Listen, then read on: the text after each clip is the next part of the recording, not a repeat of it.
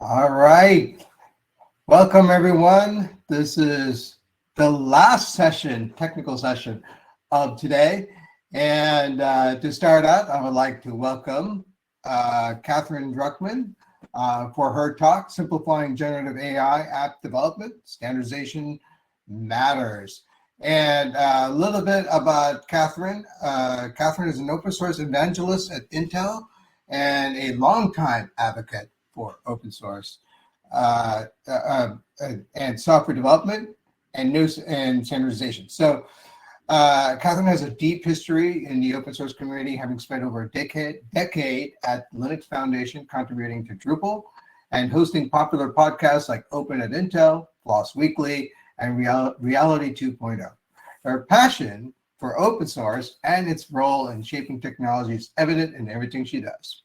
So today, she will be sharing insights on simplifying generative AI development, standardization matters, and exploring how standards can streamline AI innovation. And for the first time actually, in the DevSummit, I will be a co-presenter and joining her as her assistant. So please join me in welcoming Catherine Druckmann to the stage. All right, so I guess I get to start off, Catherine. So I'm going to ask you a question. Why are we here? Sure. Well, we are here to talk about the fact that I think a lot of developers out there, a lot of engineering types, like my former self, have been given the task of building generative AI applications, or maybe even adding a little AI flavor to existing applications. So we're going to talk about a project, an open source project that Intel is heavily involved in, that hopefully makes that a little bit easier. But we'll, little spoiler alert there, but we'll get to that in a little bit. Well, normally we would say show of hands, but since this is a virtual presentation, I guess I'm going to ask, maybe you can use the emoji that's underneath the window there and say, and how many people here have been given the task of developing a generative AI application? So hit that on there, and then Catherine will kind of continue there. Cool. Yeah, so here's the thing. The field of AI is moving very rapidly, but with so much excitement and innovation comes a few challenges and even hurdles. And today we want to go over a few of the problems that arise from the rapid innovation that we're seeing in this pioneering technology that is generative AI. So I guess my follow-up question is, what do you think is contributing to this struggle? So I think when we're developers and engineers focused on rapid innovation, right? We've been given this task. We've got to dive into something new, especially in pioneering fields. We may be focused on a goal. We're focused on getting out a minimum viable product, perhaps, getting some functionality out the door. But what's sometimes lost, I think, in that drive is the foresight to apply principles that lead to both interoperability and flexibility, which is going to become key, right, as your application matures. And so where do we find ourselves today, right? We're at an interesting inflection point as technologists.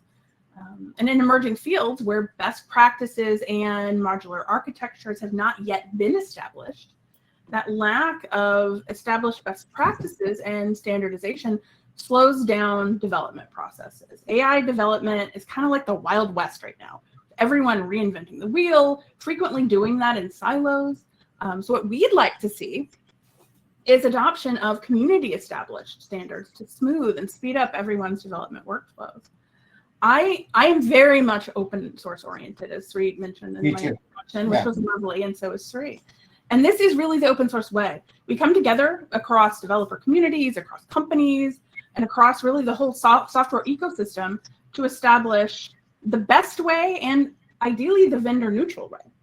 So Sri, generative AI development isn't exactly new per se. How did we get here? That's a great question. And I do want to add one thing. One of the best things about open source is that ability to community, to from a community perspective, work on the common parts and then work on the upper levels. Everybody can work on that. That was the best parts of open source for me and what makes me passionate. Now, going back to this slide, you know, I guess it all started in 2017, right? Deep learning models was where it all started. And it especially started when Google published the transformer architecture. And we quickly realized that we can, how we interact with our computer has drastically changed because we're using natural language interactions, right? We can now talk to our computer like we're talking to another human, right? And since then, we've started to see an explosion of models and frameworks. If you look at this, you can see this explosion happening over this timeline. And that you can start to have solutions to support the usage of generative AI. And but what you're seeing is these little silos where Meta is doing their thing, Google's doing their thing, NVIDIA's doing their thing. All these people are doing their own things. And what we're kind of getting is fragmentation, right? And everyone's doing things differently in different places and different companies. And going back to what you were talking about, right? We're not creating standardization. It's this, right? So the important part here is this standardization could lead to interoperability, right? And things are moving fast. We're all excited about the things we're creating, but there's got to be more. Right? Yeah. So what happens when we get excited and push these technology boundaries that we love to push because it's so much fun?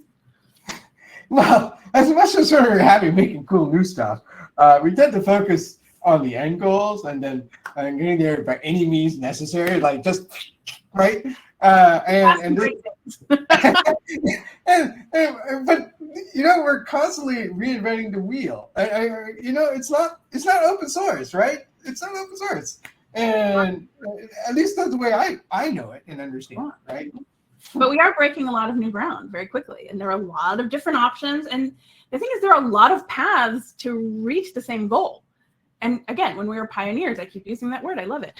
But when we're pioneers in a technology, we just don't have that luxury of referencing the best practices of all of those people all those technologists who have gone before us. Right, and because we have so many options, we end up like this thing here, this puzzle, right? This disorganized pile of Legos. And like I wouldn't want to reproduce something just from this. It reminds me of those big puzzles where you're just taking one like, will this fit? No. It's so Yeah, we're on our own. But yeah, so as a community, I think we can do better, and benefit from what we're all learning in our silos, right? But we need to bring together to, I believe, forge a more standardized path. And the project we're about to show kind of gets toward that. So let's go on. Yeah. So I see this image, and it says here like, without standards, Gen AI RAG is a beast, right? And this is our current minimum viable product. This is what we've created. This is the minimum thing. I know it works, right? It probably works great, but how do you modify this thing, right? How do you expand it? How do you add another level? Maybe you don't want to start with. Maybe you want to start with something more solid, like something you can build as an established thing, rather than this mess. I don't think I could build anything from this unruly monster. I honestly, I look at this, it's kind of scary actually, with its teeth and whatnot. Cute, but but where we're going for here is that if we had started with something a little more orderly, we may not have created a monster. And I suspect we've all been there as a developer. Is it just me? I don't know. We have an application that works, right? It satisfies our initial requirements. It was required to have, I don't know, one green eye and one blue eye. It was probably even fun to build, but maybe it also has a mind of its own. So the good news is that the open source community is coming together under the umbrella of the Linux Foundation to work toward the standardization that we mentioned. an interoperable, vendor-neutral platform that helps us tame a bit of that chaos. And I will hand it over to Sri to introduce it a little bit more. Right. Yeah, so we're going to talk about OPEA, right?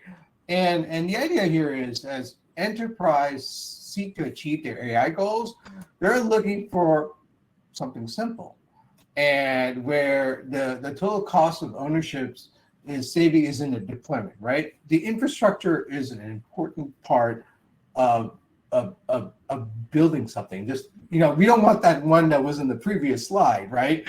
And being open is the key to having that control, right?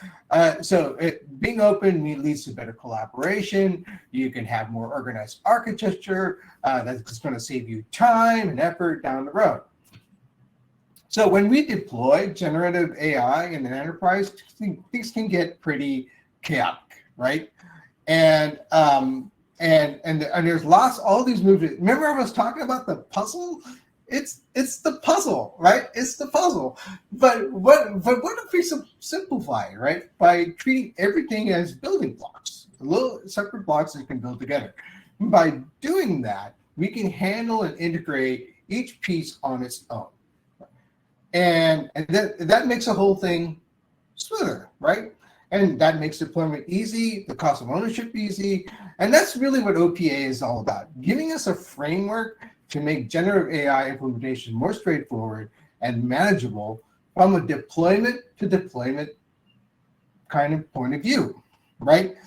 And in the next slide, we can see this community be built. Yeah. And I'll let Catherine speak to this slide. So we're both from Intel, but this is not just an Intel effort. I want to make that very clear. All of these lovely folks whose logos you see here, and more actually since then, I think this probably needs to be updated a bit.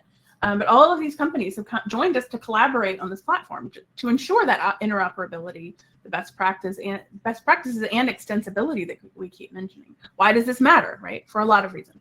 A diverse group of contributors and collaborators helps us ensure that we meet some of the goals that I've mentioned before: interoperability, choice, options at each stage of development for each piece of this application puzzle, right? You're not locked into deciding to use any particular framework, any model. You want options. Again, the open source way. And then vendor neutrality. The goal here is not to lock anybody in and to be flexible, and agile, and all those things. And then maybe the best part is, of course, the more great minds come together, the better our chances of establishing true best practices. And of course, we always seek contributions from the community to make sure we're on track with all of these goals. And I will add, we have some of that presentation here in this conference. Pathway was here and they gave a presentation. Red Hat was here in our previous presentation, just the previous session. So, we are here, we all believe in this idea of creating a standard base, right? Yep. Fellow travelers. So, Sri, before we get into sharing what the reference architecture is that we keep talking about and build our chat app, can you tell us what RAG means in the context of AI development? Yeah. I'm going to try to do it as simple as I can. In fact, I've learned a few things in the previous sessions. We had a few sessions on RAG, but what we're going to do is we're going to do a really simple example, and we're going to make it fun, right? We're gonna do some role play, and so Catherine here is going to play the part of an LLM in a normal ChatGPT situation. She's got her this will all become clear to represent that, right? And I'm going to ask her a question. I'm going to try to put on a fake British accent. Please, none of you folks in the UK, please do not hurt me. Hey, Catherine, who is my mom? We did spell it the British way in our little demo here. Yes, we did. I'm sorry, I don't have that information. What? You told me you were smart. I am, but I am a pre-trained model, and I only have general knowledge, and you should have given me context. Okay, fine. All right. The model doesn't have the information I want, so I have to augment, right? It has no idea it has no idea, right? So we ideally should give the model some extra information to provide that context and how it's done. But is it really that simple? How can we give the model context then? So let's give the model context, right? My mom is Indian, which hopefully is not a surprise to anybody here. Okay. And whoever else, let's see, and she's 5'2". Now, who is my mom? Well, Sri, your mother is a lovely woman. She is a bit short in stature. I suspect he thinks you are the most brilliant man around, and that is your mom. Okay. That's definitely a better answer. It did give me some extra context. So why did I give you a better answer this time? Sorry. How does that work? You tell me. Okay. Well, this time you provided additional context with your question, and that's RAG, or retrieval augmented generation, in a nutshell. All right. Well, I'll go through it a little bit more detail. All right. Yeah, please. So he uses his brain. He extracts the knowledge. In this case, he's retrieving it. The knowledge base is his brain. He uses his brain to extract the knowledge to give me the context. I'm, again, the model that I need. And I augment the knowledge. Why is it not advancing? Sorry. Go. There we go. We've augmented. Again, this is retrieval augmented generation. The main goal of RAG is to have a prompt with enough information so the LLM can generate an answer based on the information provided. So when you ask a model a personal question like, who is my mom? The model can provide a contextual answer when you augment the prompt with additional information. Retrieval is extracting relevant information from a knowledge base. Augmentation is enhancing the prompt with the retrieved context to provide a more accurate and relevant answer. Generation, then, is the model generates an answer based on the augmented prompt. And why might you want to build an application using this technique? I like to think of a customer service chatbot as a great example of an application where you might want to use these RAG techniques to build. A base model is useful, again, for general information. It knows who Tom Cruise's mother is, but it doesn't know who mine is, or Sri's, because we're not that cool. So it's useful for general information and the ability to communicate. But in order to provide the answers that are specific to a company, for example, like you might want a customer service chatbot, a product or something like that, you can provide a lot of additional context in the form of an additional knowledge base to help give the best answers. So let's break down that interaction just a little bit more. There's a complex series of events leading from question to answer. Think of retrieval augmented generation as a two-step process, right? So first you need to pre-process and store your knowledge in a knowledge base. And it can't always be Sri's brain because that doesn't scale, unfortunately. It goes far, but not far enough. For example, if you ask who's my mom, the system is going to search for relevant context to answer that. To do that, an embedding model converts the text of your question into numerical vectors, representing the meaning of the text. Then the retriever compares these vectors to the vectors stored in your knowledge base. These vectors are meaningful, so we can compare them to find, again, the most similar documents to answer the question that we want to ask. Once the system retrieves the relevant information, it can then re-rank the results before adding this context to the prompt and then feeding it into the language model. So, handing it back to Sri. Right. Yeah.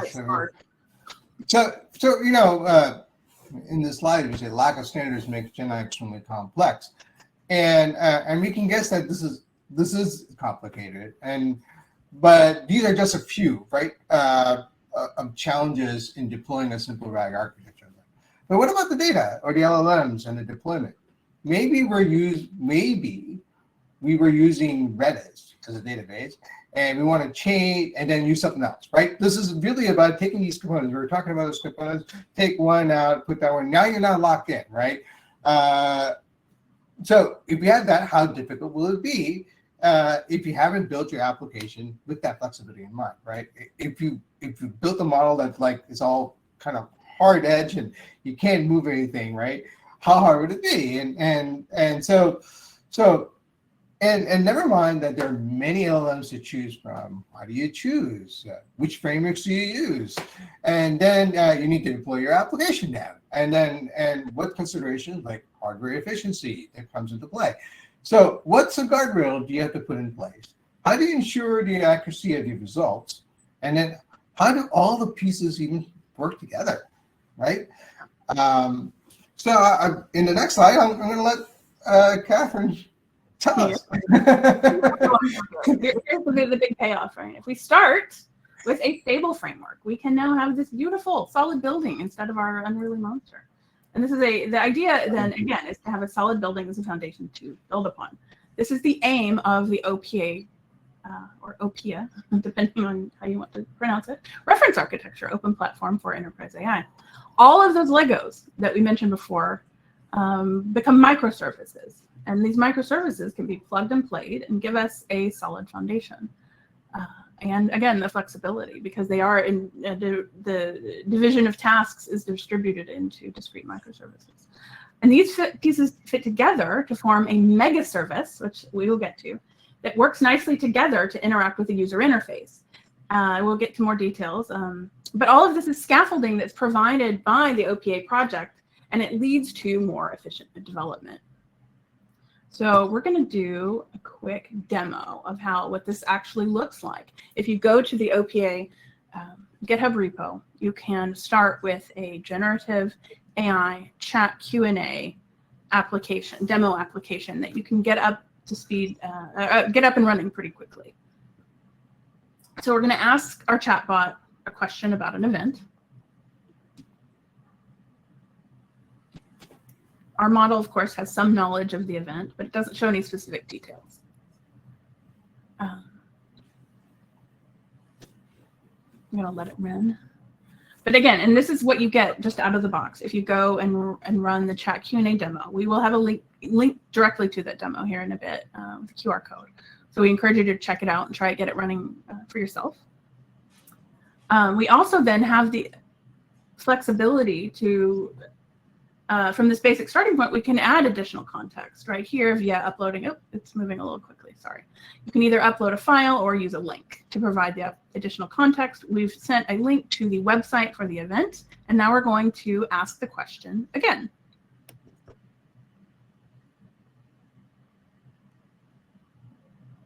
And since we provided that additional context of the URL to the event website, now it can give a more detailed answer. Again, this is a very simple way of providing context, but it provides an architectural starting point for anyone to build upon to add a more extensive knowledge base. I'm going to go ahead and let the little chat interaction finish though. So you can get an idea of the kind of capability it has just out of the box. Again, because we've provided the link, it is able to identify. Arun Gupta is our boss. Just for additional context there, he's our boss. So, and he was on the at one of the panels at the event. So that can, again, since we gave it the website, it is able to answer more detailed questions about the contents of that website.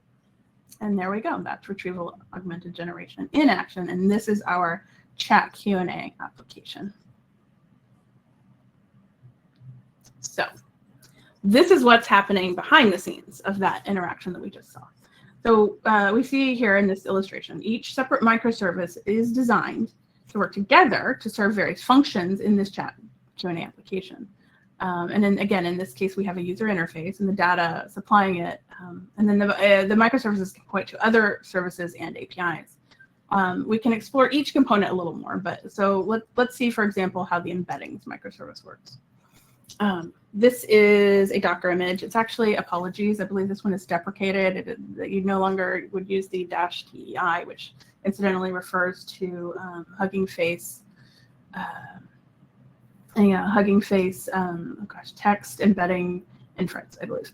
Anyway, so, but this embeddings microservice starts with a container, maybe a container even provided by the community, which we definitely invite those contributions. So you would set up a few environment variables. For example, here, the LangChain API key, and the embedding endpoint.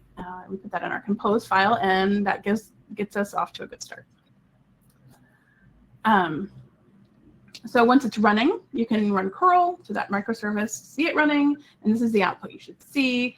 So basically what this microservice is doing is converting the text to the vectors or numeric representations of this particular phrase and then storing it. And that's what you're seeing here. So then just to recap, we have this kind of larger picture of how the microservices interact. They can communicate with each other, all just to answer our basic question, but with that ability to add additional context. But there's something missing. What is it, Sri? I don't know. What's missing? Okay. Vector for who's my mom? No, what's missing is this is a chat bot. It's the mega service. We're going to get to that. So this is a chat bot. It needs a user interface because we need humans to be able to use this thing, right? This is only showing what's going on kind of in the back end and breaking down that data in order to answer the question. So, oh, like magic. So the benefit of grouping these microservices in this way is it provides, in the mega service, that is, it provides a communication gateway between the mega service and a front-end UI. So this gives you a full application that humans can actually use.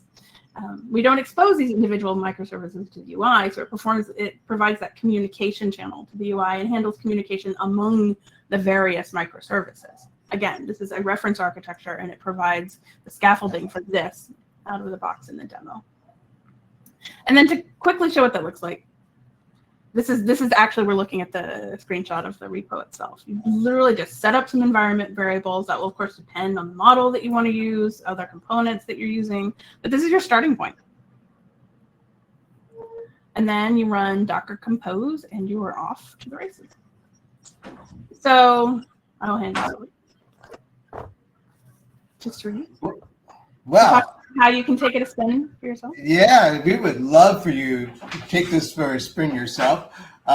This QR code will take you specifically to the chat Q&A demo that we were just showing. And it's not the only demo. There's actually lots of different ones. There's like a code generator, there's a translator, but they can go back and everything. So so go and check out the repo to see all the available demos. At last count, by the way, I counted just before a little bit earlier today, there were 22 different demo applications on GitHub that you can actually spin up and take for a spin yourself. So let's recap just a little bit. So what have we learned? We've learned that RAG, or retrieval augmented generation, is a great solution for providing contextual answers. If you need to, again, build something like a customer service chatbot, for example, that knows all of your proprietary information, you can't rely on just a large language model with general information. And by using a more structured approach, which is the reference architecture, the microservices that we've just discussed, you can get started and shorten the path a little bit from concept to, again, minimal viable product. But obviously, there are challenges, right? Different types of data, large amounts of data, the process of indexing and all of that. So again, this is what we're working together to solve. There's a lot you can build. The OPA repo has a lot of demos that we just talked about, and really the only limitation is your time and imagination. I'll leave it to Sri to talk about why you should contribute. Oh, are you muted? I think Sri is muted. Oops, sorry. I had a what I would call a cat attack. And, yeah, you gotta go on mute. Trying to knock through my door, and not this kind though. Not the angry chat. Yeah. So okay, so going back to we really want to encourage contributions. In fact, we would love for all of you to join us in this. And if you don't find something on that repo, reach out to us and we can create it together, right? Yeah. So I know both of us would love to see some pull requests to add different kinds of demos. If you think of a demo you might like that might be really cool for some use case that maybe we have not thought about, but you have, this would be great to see that. And as we mentioned, neutrality is key, right? And we want options and flexibility in building an application. So going back to that house or whatever, right?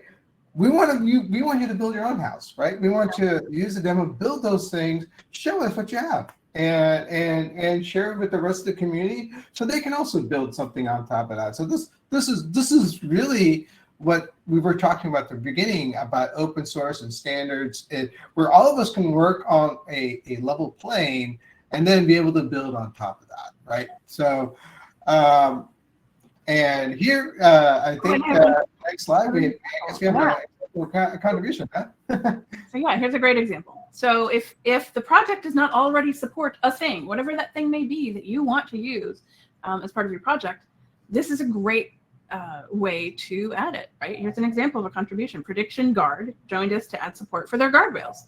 Guardrails are, of course, important for ensuring quality and safety of the information that's conveyed in this kind of application that we just showed. And we're very happy to have this contribution. And when I say we, I mean the project and the community. And so if there is a component, if there's a model, if there's a data store that isn't supported yet, contribute it. It's open source. We're all kind of in this together. And because it is community, there's lots of ways for you to participate, right? The OPEA is a Linux Foundation nonprofit, associated nonprofit. We have working groups that you can join. You can direct where this thing is going through your participation, right? You can bring your enterprise use cases. There's opportunities to contribute code and documentation is like one of the biggest things. How do you activate a community? You have to have documentation. This is like the key thing. So documentation, your projects, blueprints, so many ways to contribute, and also feedback, right? Where do you think we're going right? Where do we think we're going wrong? That's going to be an important way to kind of steer us in the right course. And if you love what this concept, you love what it's doing, your evangelism and promotion of OPA is going to be key. And so please talk about OPA in your communities, events, or if you're at an event or something and you actually build a demo, and this is a great way to show it off, right? Is to show what you did. If it's in a meetup or something, this is the way to do it. Yeah. I would also, if I could just get on my documentation soapbox a tiny bit, I would say if this is intriguing to you and solves the problem, right, to get you started up and running with something like a chatbot application, and for some reason you investigate in the OPA repo and you're trying to get it working and it's not working, or if there's something going wrong in the process of playing with some of these reference projects, these demo projects, if there's something not going right, that is a fantastic opportunity to contribute some documentation or code or some feedback. Create an issue. Just create an issue. That's a contribution to an open source project. And when you create the issue that says, here's the problem I'm having, you're solving that problem not just for yourself, but for everyone else using the project too. Just wanted to getting into those issues, and if somebody says I had this problem and you help them debug it, I mean, these are like great ways to help people out. Like the best part of an ecosystem is that it reacts to you and helps solve your problem. That's one of the key things of having things like this. Yep. So I'll just wrap up with here's where to find us. If you were intrigued by the project, want to get involved, want to hang out. In particular, if you'd like to join the security working group, I would love to have you. But yeah, here's where to find us. Please reach out if you'd like to get involved or give us some feedback or any of that. And I guess that is our talk. And I'm going to look to see if you have any questions. And so if you have any questions, please put it in the Q&A, or the chat is live. So if you want to anything in there, we're happy to answer any questions.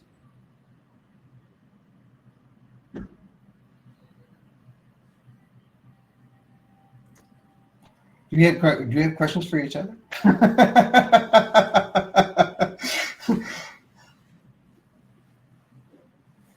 don't think we have questions. Looks so good. We explained everything.